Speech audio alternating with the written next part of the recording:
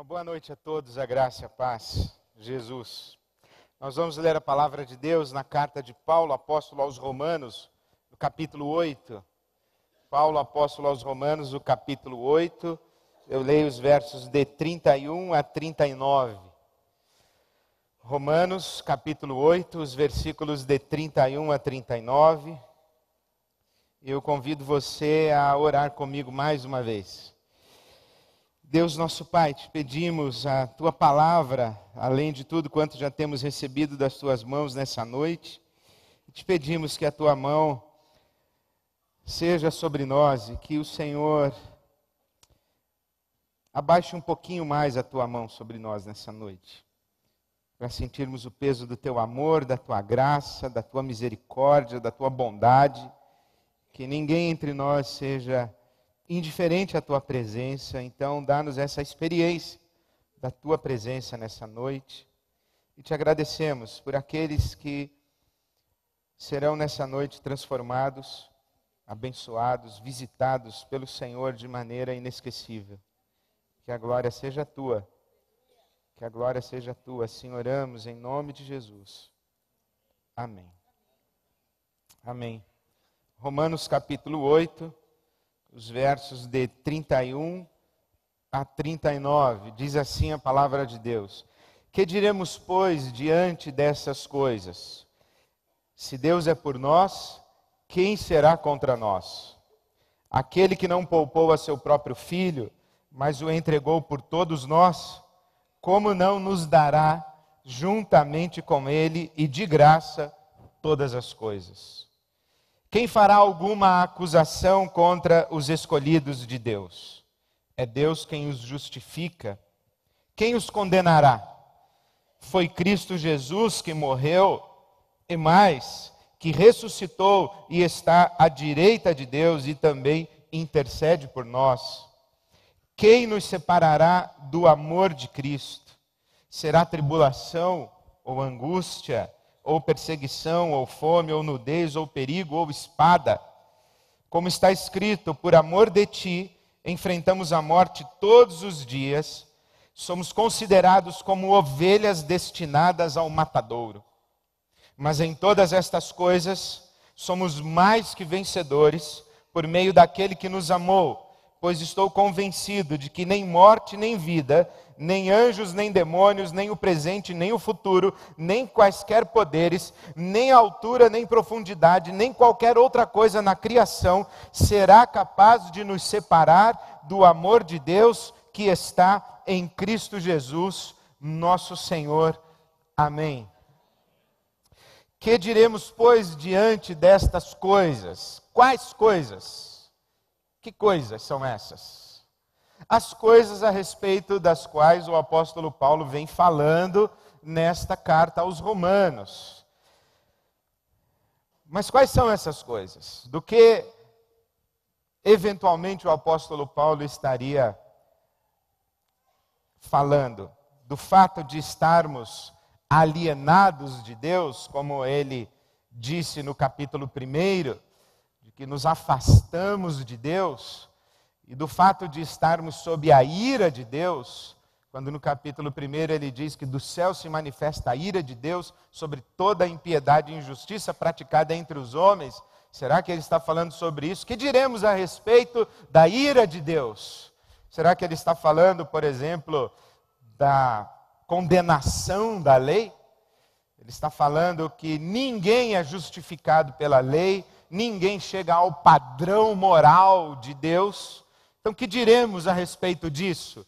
Do fato de que a lei nos condena e não temos como alegar inocência diante de Deus. Será que ele está falando do fato de sermos escravos do pecado?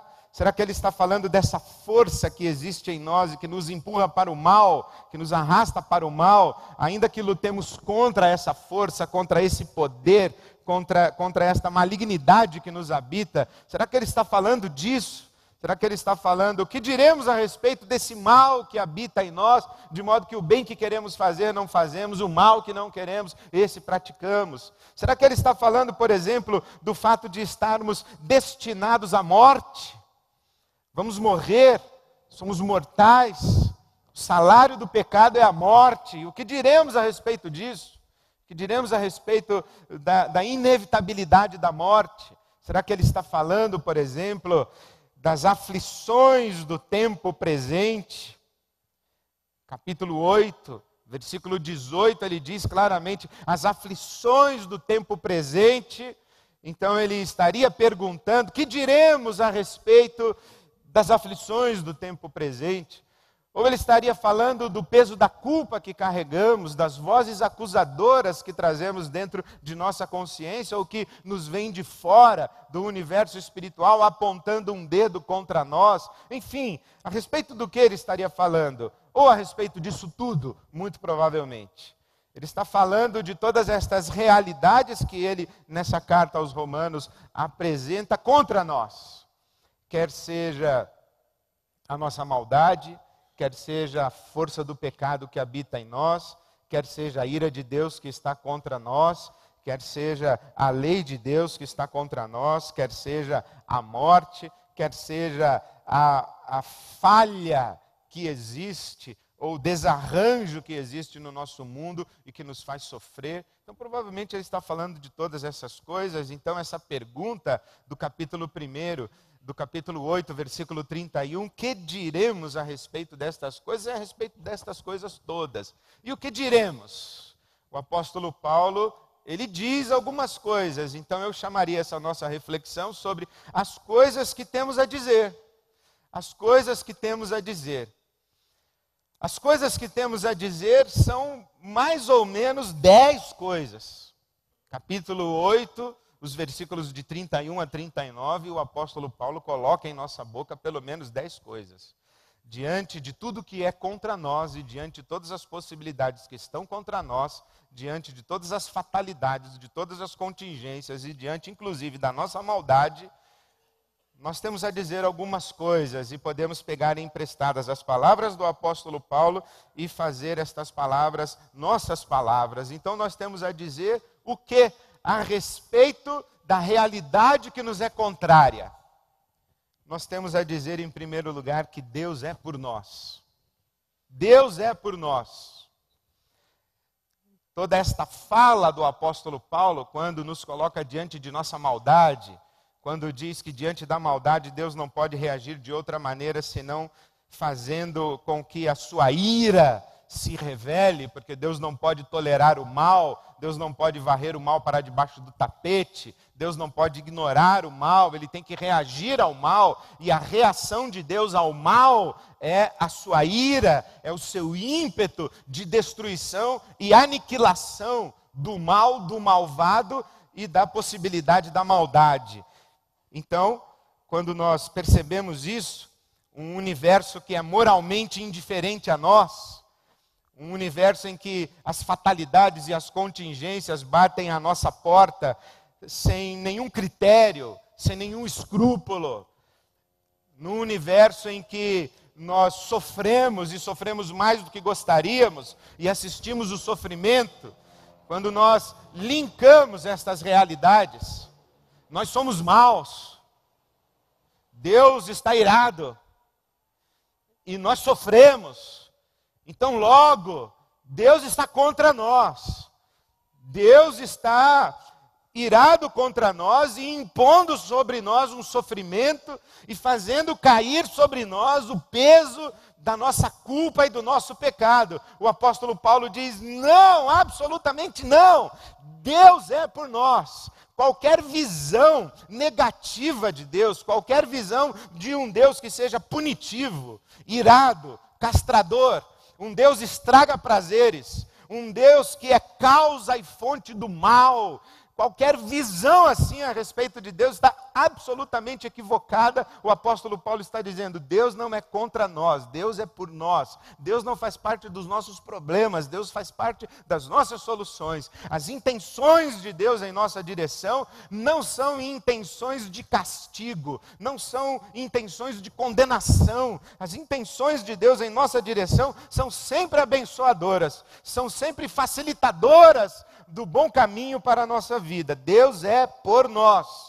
Toda vez que você estiver enfrentando uma dificuldade e imaginar que Deus é o agente causador da sua dificuldade, provavelmente, para não dizer absolutamente, a sua percepção de Deus está equivocada. Deus é por nós. A segunda coisa que o apóstolo diz é que Deus nos deu seu Filho Jesus Cristo. Quando nós falamos assim, Deus é por nós. Bom, mas quem garante para você que Deus é por nós? De onde você tirou a ideia de que Deus é por nós? Nós dizemos assim, porque Ele nos deu o seu Filho, Ele nos deu o seu Filho Jesus. Isso quer dizer que Deus não apenas é por nós, mas Ele é contra o Filho. Ele é por nós sendo contra seu Filho. E Ele é por nós sendo inclusive contra si mesmo. É como se Deus olhasse para Jesus e dissesse, meu filho, eu lamento muito e sofro contigo, mas eu não estou do seu lado agora, eu estou do lado deles. Eu não estou do nosso lado, eu estou do lado deles. Nós três, o Pai, o Filho e o Espírito Santo, a quem chamamos Deus, não está ocupado consigo mesmo, está ocupado conosco. Por isso que nos deu o seu Filho. Deus amou tanto o mundo que deu o seu Filho. Então Deus deu o seu Filho Jesus. O que temos a dizer a respeito da maldade nossa, da realidade de sofrimento do mundo, da iminência da morte, ou a possibilidade ou inevitabilidade da morte? O que temos a dizer? Temos a dizer que Deus é por nós e que Deus já nos deu o seu Filho Jesus. Temos a dizer, em terceiro lugar, que se Deus não poupou a seu próprio Filho Jesus, não deixará de nos dar nada do que seja necessário para o cumprimento do seu eterno propósito em nossas vidas. Deus que não poupou a seu próprio Filho, pergunta o apóstolo Paulo, é uma pergunta retórica, é uma pergunta cuja resposta já é óbvia. Se Deus não poupou a seu próprio Filho, como não nos dará também com Ele todas as coisas? Isso faz eco com Efésios capítulo 1, versículo 3, que o apóstolo Paulo diz assim, bendito seja o Deus e Pai de nosso Senhor Jesus Cristo, que já nos abençoou com todas as bênçãos espirituais nas regiões celestiais. O propósito eterno de Deus, e você se lembra qual é o propósito eterno de Deus? É Romanos capítulo 8, os versos 28 a 30.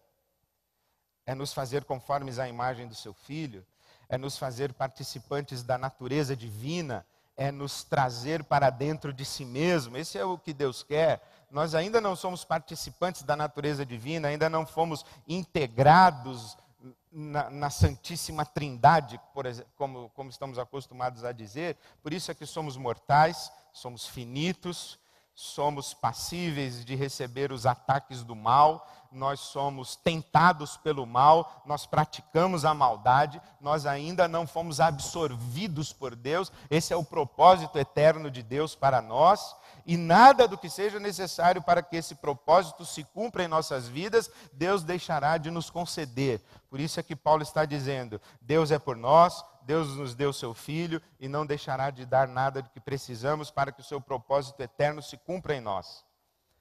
Mas nós podemos dizer que Deus escolheu não imputar contra nós o nosso pecado. É quando Paulo apóstolo pergunta, quem vai acusar os escolhidos de Deus? É Deus quem os justifica. Quem vai condená-los? Foi Cristo quem morreu e ressuscitou. Então Deus escolheu não nos tratar segundo os nossos pecados. Deus escolheu que o pecado não faz parte da equação da maneira como se relaciona conosco. Por isso é que lembramos do Salmo que diz, bem-aventurado aquele a quem o Senhor não imputa pecado. Nos lembramos do Salmo, como o Oriente está distante do Ocidente, assim Deus afasta de nós as nossas transgressões, e Ele não nos trata segundo as nossas transgressões e o nosso pecado. Quando Deus vem em nossa direção, alguém se atravessa no meio e diz assim, mas ele não merece. Deus diz assim, eu sei que não merece. Mas eu vi o que ele fez ontem à noite. Eu falei, eu também vi o que ele fez ontem à noite, mas o que ele fez ontem à noite, o que ela fez hoje de manhã, não levo em consideração quando vou em direção a esse alguém. Eu escolhi ser a favor e não contra eles. Eu já dei o meu filho por eles. E o meu filho já os incluiu na sua morte e na sua ressurreição. Que é a quinta coisa que temos a dizer. Jesus Cristo morreu e ressuscitou em nosso favor. Por todos nós quer dizer, no lugar de todos nós e em nosso favor. Jesus Cristo morreu e ressuscitou por nós. Tudo quanto deveríamos ter recebido como fruto da indignação e da ira de Deus contra a nossa maldade, Deus entregou sobre Jesus. O castigo que nos traz a paz estava sobre ele, Jesus, na cruz do Calvário, é o que ensina a Bíblia. Mas quando Jesus ressuscita dos mortos, ele também nos traz para a vida. Então Deus nos incluiu em Jesus Cristo. O que temos a dizer a respeito do nosso pecado, da nossa maldade, da lei que nos condena, da ira de Deus, da morte como salário do pecado? Nós temos a dizer o seguinte: olha, Deus é por mim, Deus é por nós. Deus já nos deu e já me deu o Filho dele.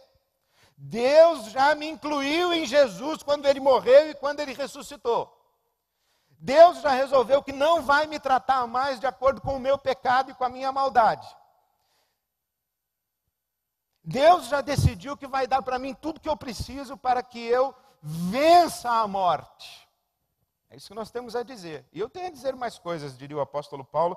Ele diria: Jesus Cristo intercede por nós. Sexta coisa, Jesus Cristo intercede por nós. E dizer que Jesus Cristo intercede por nós, não é que Deus um dia acorda, Velho Testamento, assim, ele levanta, ele quer acabar com você, e Jesus fala assim: não, pai, não faça isso não, por favor, por favor. Não é que Jesus está lá suplicando, que Deus está bravo, com um chicote na mão, e ele vem bater em você, vem te dar um câncer, vem tirar seu emprego, vem matar seu filhinho atropelado. Deus fala assim: chega, eu tô bravo com esse pessoal, já não aguento mais, estou por aqui com essa gente, eu vou dar um jeito nessa raça. Aí ele levanta irado, e aí então Jesus fala: não, papai, não faça isso, não faça isso. Não é um Jesus suplicante, esse Jesus intercessor não é um Jesus suplicante contra um Deus que está irado contra nós. Até porque o Paulo já acabou de dizer que Deus é por nós. Deus é por nós. Então o que significa ele ser intercessor? É que ele é mediador. Tudo quanto Deus nos dá passa por Jesus, e tudo quanto fazemos em direção a Deus passa por Jesus. 1 de Paulo a Timóteo, capítulo 2, versículo 5, diz assim que não há outro mediador entre Deus e os homens, senão Jesus Cristo, o homem. Jesus está no meio. Quando porventura Deus se levantasse, movido de ira contra você, e fosse em sua direção, Deus teria que passar por Jesus. E com o chicote na mão, Jesus olharia para o Pai e diria: o que o senhor pretende fazer? Eu pretendo dar uma chibatada neles. Eu falei: mas o senhor já deu em mim. E eles estavam em mim quando a sua ira foi despejada sobre mim na cruz do Calvário. Entende o que quer dizer Jesus é intercessor? Jesus está entre Deus e nós, como nosso mediador, como aquele que nos representa, como aquele que faz a ponte, é a presença sacerdotal de Jesus, o pontífice. Jesus é o mediador, é o intercessor, é o pontífice, é o sacerdote. Tudo quanto Deus nos dá passa por Jesus.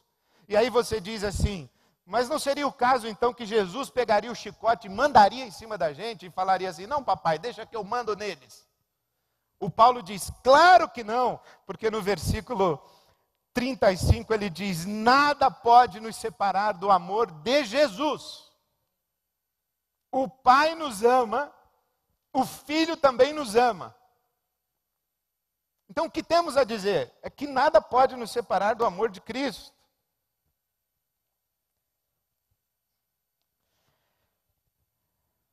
Capítulo 8, versículo 36. Então como é que você explica o fato de que você sofre tanto? Que as tragédias batem na sua casa? Bom, eu explico que nós estamos ainda num mundo não redimido. E eu explico que boa parte do nosso sofrimento é um sofrimento identificado com Cristo. E que todos nós deveríamos dizer diante destas coisas que nós estamos dispostos a sofrer por Ele e não nos incomodamos de ser ou estar entregues à morte todos os dias por amor a Ele. E isso faz com que sejamos solidários à presença redentora de Jesus nesse universo. Por que Deus não nos leva logo direto para o céu? Bom, provavelmente é porque Ele tem intenções redentoras para nós e no propósito eterno de redenção de Deus ainda não chegou o tempo. Então nós temos que sofrer enquanto Deus não redime toda a sua criação. Sim, temos que sofrer, estamos dispostos a isso, a sofrer com Ele, por Ele, em solidariedade a Ele, identificados com Ele. O que mais temos a dizer? Temos a dizer que a vitória final é nossa. Temos a dizer que em todas essas coisas somos mais do que vencedores naquele que nos amou. E eu me lembro quando eu era adolescente, ainda ontem, eu estava lendo um romance. E eu li uma seguinte história de um menininho que gostava muito de ler à noite. E ele estava justamente lendo aquela história de que a princesa fora sequestrada pelos malvados e a bruxa, e estava no castelo, presa, sendo fustigada com sofrimentos. E o príncipe estava correndo em direção para resgatar a princesa do castelo da bruxa malvada.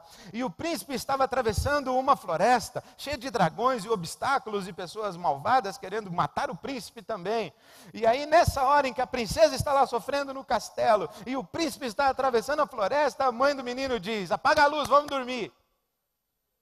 Aí o menino fala: mas justo agora. Mas o menino que lê é um menino obediente. Aí fala, mais ou menos. Ele então corre, vai para o último capítulo e ele lê que o príncipe chegou, a princesa foi salva e foi resgatada, e eles se abraçaram e se beijaram e foram felizes para sempre. E ele fechou o romancinho que ele estava lendo e foi dormir.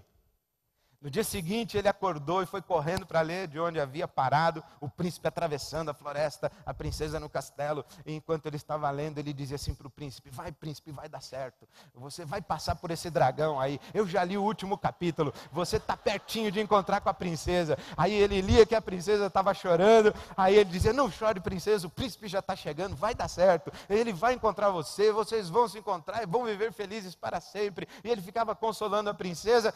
E aí quando leio isso, o apóstolo Paulo falando que em todas as coisas somos mais do que vencedores naquele que nos amou, o apóstolo Paulo nos coloca diante do último capítulo: a vitória final é nossa.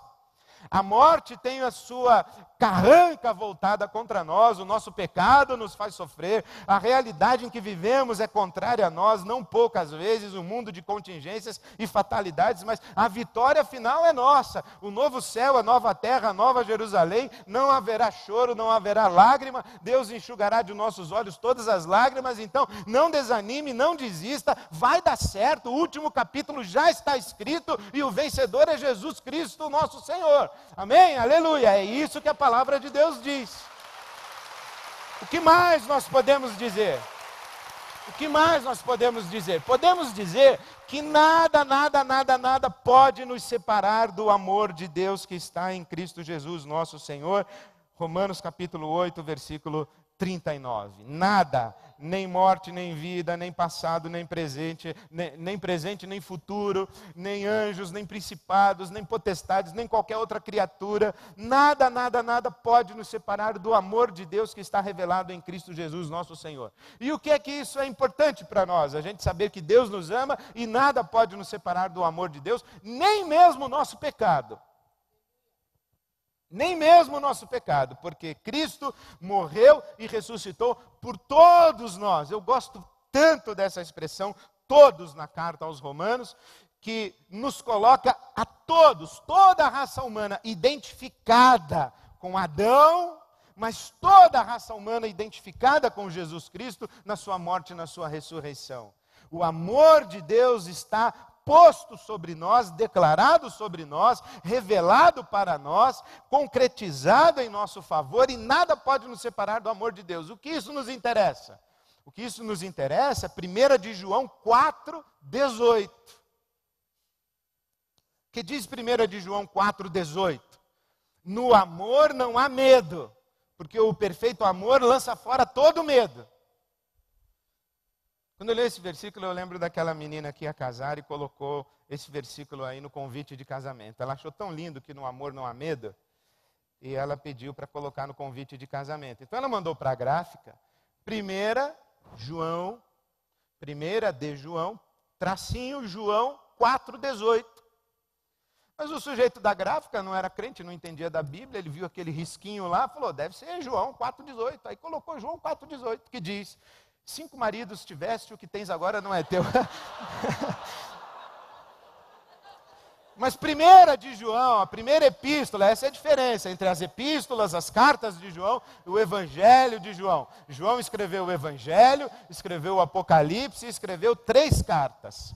Na primeira carta de João, capítulo 4, verso 18, está dito o seguinte, no amor não há medo, porque o amor lança fora todo medo. Medo de quê? Basta ler o versículo 17 da primeira carta de João, capítulo 4. Nós lemos o 18. O 17 diz o seguinte, que o amor de Deus é aperfeiçoado em nós de tal maneira que no dia do juízo nós não temos medo. Por que não temos medo? Porque Deus é por nós. Por que não temos medo no dia do juízo? Porque Deus já nos deu seu Filho Jesus. Por que não temos medo no dia do juízo? Porque Jesus Cristo nos incluiu na sua morte e na sua ressurreição. Por que não temos medo no dia do juízo? Porque Deus prometeu que se Ele nos deu o Filho, nos dará também com o Filho todas as coisas necessárias para que o seu propósito eterno se cumpra em nós. Por que não temos medo no dia do juízo? Porque Jesus Cristo intercede por nós. Por que não temos medo no dia do juízo? Porque nada pode nos separar do amor de Jesus Cristo. Por que não temos medo no dia de juízo? Porque nada pode nos separar do amor de Deus. Por que não temos medo no dia do juízo? Porque nós sabemos que no final a vitória é nossa, pois em todas as coisas somos mais do que vencedores naquele que nos amou. Há um texto extraordinário que eu recomendo para quem gosta de ler, teologia e filosofia especialmente, chamado Coragem de Ser, de Paul Tillich. É um livro que ele fala que o não ser, é o nada, ele nos assombra. É como se tivesse assim um não ser, imagina um não ser. Se é não ser, não tem como imaginar o não ser. Imagina uma coisa que não é. Difícil, né? Mas é essa linguagem filosófica. Não ser, ele vem assim, assombrar o ser. E ele quer pegar o ser e transformar em não ser, em nada, aniquilar, acabar com a existência, fazer com que aquilo que é se torne como se nunca tivesse sido. Deu para entender? Mais ou menos. Mas então o não ser ele vem, e ele vem assombrar o ser, e assombra o ser. Uma das maneiras que o não ser assombra o ser, por isso que o ser tem que ter coragem de ser, uma das maneiras que o não ser assombra o ser é através do sofrimento, das contingências da existência, do destino de cada um, não o destino que está de antemão estabelecido, o maktub do islamismo, não é esse destino que está escrito nas estrelas, não. O destino como o caminho dos homens sobre a terra e todo sofrimento que lhes é possível e praticamente inevitável. Então o não ser, ele coloca o sofrimento assim diante da cara da gente para a gente se acovardar, para a gente se encolher, para a gente ir diminuindo até que a gente se torne um não ser, a gente se torne um nada na existência. Então o Tillich diz assim, que o não ser coloca o sofrimento. E por que o sofrimento nos incomoda tanto e nos coloca tanto contra a parede? Porque por trás do sofrimento se esconde a morte. Por que a gente tem medo de ser assaltado ali na esquina? Porque a gente não sabe o que o assaltante pode fazer. Eu não tenho medo de perder meu carro, de perder meu dinheiro, minha carteira, meu cartão de crédito. Eu tenho medo de morrer no assalto. Por que eu tenho medo de um diagnóstico negativo a respeito da minha saúde? Eu não tenho medo de fazer um tratamento. Eu tenho medo de morrer desse negócio que o médico vai dizer que eu estou. Não é isso? Então, por trás das contingências da vida se esconde a morte. O apóstolo Paulo ia dizer assim: Tire que você tem razão em bastante coisa, mas você enxergou pouco, porque por trás do sofrimento está a morte, mas por trás da morte está a danação eterna. E isso é pior do que o medo da morte. Até porque, para algumas pessoas que sofrem, a morte lhes parece, em algum momento, uma forma de escapar do sofrimento. A morte, diante de um sofrimento absurdo, de um sofrimento que ganhou densidades quase que absolutas, a morte parece assim uma porta de saída. Eu vou acabar com o meu sofrimento, aí eu pulo para a morte. Mas a sensação da danação eterna, que morrer não é escapar do sofrimento, mas é perpetuá-lo ad infinitum, que é cair num estado de sofrimento que não vai acabar nunca mais. Isso é terrível, esse peso sobre nós. E vem o apóstolo Paulo dizendo para nós: não tenha medo, nem do sofrimento, nem da morte, nem da eventual ou possível danação eterna. Por quê? Porque Deus é por nós, porque Deus já entregou seu Filho. Enfim, esse texto em que o apóstolo Paulo canta sobre Deus e canta a nossa vitória, é um texto que deve infundir em nós coragem de viver, na linguagem do Tillich, coragem de ser. E onde está ancorada a nossa coragem de ser? Em todas essas coisas que eu acabei de lhes dizer, mas também, principalmente, num detalhe muito simples dessa carta aos Romanos, que passa despercebido para quem lê de maneira superficial. É a maneira como o apóstolo Paulo encerra os 4 capítulos, 5, 6, 7 e 8, que formam esse segundo bloco da carta. Porque o primeiro bloco é de 1 a 4, em que ele fala da nossa danação, da nossa maldade, da nossa rebelião contra Deus. Depois ele fala da lei que nos julga, e ele fala da impossibilidade de sermos justificados pela lei, e fala que somos justificados pela fé. E aí ele começa o capítulo 5 dizendo: justificados pela fé, nós temos paz com Deus. Mas aí ele sabe que isso não basta. Porque ele sabe que mesmo justificados pela fé e tendo paz com Deus, nós sofremos no mundo, nós temos um pecado que não nos deixa viver como gostaríamos que vivêssemos, nós convivemos com a iminência possibilidade da morte, nós convivemos com medo de Deus, nós convivemos com medo do inferno.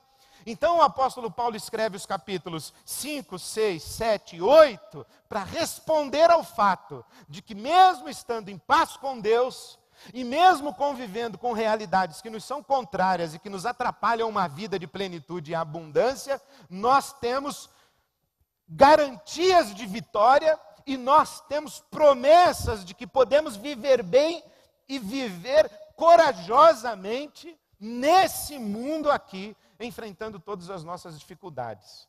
E como é que ele termina os capítulos 5, 6, 7 e 8? Capítulo 5, verso 21, ele termina com a expressão Cristo Jesus, nosso Senhor. Capítulo 6, o verso 23, ele termina com a expressão Cristo Jesus, nosso Senhor. Capítulo 7, versículo 25, ele termina com a expressão Cristo Jesus, nosso Senhor. Capítulo 8, versículo 39, ele termina com a expressão Cristo Jesus, nosso Senhor. Por isso, eu disse que nós temos 10 coisas a falar a respeito destas coisas. 1, Deus é por nós. 2, Deus nos deu seu Filho Jesus Cristo. 3, Deus não deixará de nos dar nada necessário ao cumprimento do seu eterno propósito em nós. 4, Deus escolheu não imputar sobre nós o nosso pecado. 5, Jesus Cristo morreu e ressuscitou por nós, em nosso lugar e em nosso favor. 6, Jesus Cristo intercede por nós. 7, nada pode nos separar do amor de Jesus Cristo. 8, estamos dispostos a sofrer por amor de Jesus Cristo. 9, a vitória final é nossa, porque em Cristo Jesus somos mais do que vencedores. 10, nada pode nos separar do amor de Deus que está em Cristo Jesus, o nosso Senhor. São 10 coisas que temos a dizer, mas na verdade nós temos uma coisa só a dizer a respeito de todas as coisas. A respeito de todas as coisas nós dizemos: Cristo Jesus, nosso Senhor. Você sabia que você é mau? Cristo Jesus, nosso Senhor. Você sabia que Deus está irado contra você? Cristo Jesus, nosso Senhor. Você sabia que você vai morrer? Cristo Jesus, nosso Senhor. Você sabia que o mundo é hostil e não vai favorecer a sua vida? Você pode sofrer muito na vida? Cristo Jesus, nosso Senhor. Você sabia que contra a sua maldade se manifesta a ira de Deus sobre toda a impiedade que você pratica? Cristo Jesus, nosso Senhor. Cristo Jesus, nosso Senhor. Você sabia que eu vi o que você fez a semana passada? Cristo Jesus, nosso Senhor. Você sabia que você não merece o favor de Deus? Cristo Jesus, nosso Senhor. Pode abrir o envelope, os resultados do seu exame, da sua biópsia estão aí. Cristo Jesus, nosso Senhor. Olha, infelizmente, não temos como continuar contando com a sua colaboração e desafiamos você a buscar novos desafios e horizontes na vida em outra empresa. Cristo Jesus, nosso Senhor. Cristo Jesus, nosso Senhor. Venha a vida que vier. Digam a nós o que disserem. Nós temos algo a dizer ao universo espiritual, à realidade social, ao mundo natural, a quem quer que seja.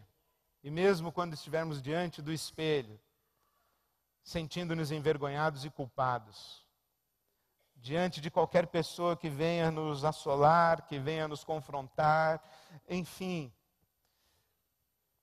nós temos uma coisa a dizer: Cristo Jesus, nosso Senhor. A Ele seja a glória hoje e sempre. Amém. Amém.